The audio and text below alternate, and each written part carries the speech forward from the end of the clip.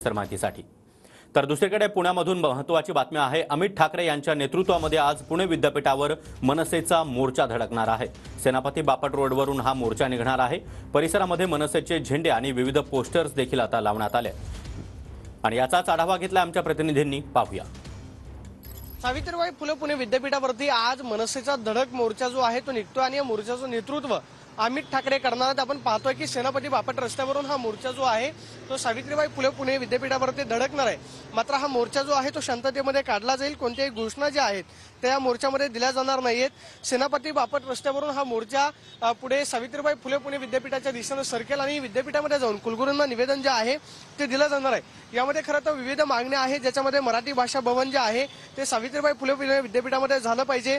त्याचबरोबर नाशिक आणि इतर जी उपकेंद्र आहेत जी खरं तर महाविद्यालयांमध्ये विद्यार्थ्यांना कागदपत्र जे आहेत ते उपलब्ध होत नाहीत, त्यामुळे ही कागदपत्र जे आहेत ते लवकरात लवकर उपलब्ध करावी।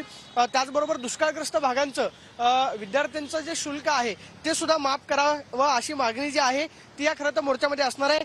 मात्र आपण पाहतोय की मोर्चाची तयारी जी आहे ती सेनापती बापट रस्त्यावरती सुरू असल्याचं आपल्याला पाहायला मिळते। Camera person Sushant Soni, Kapse, TV9 Marathi, Pune.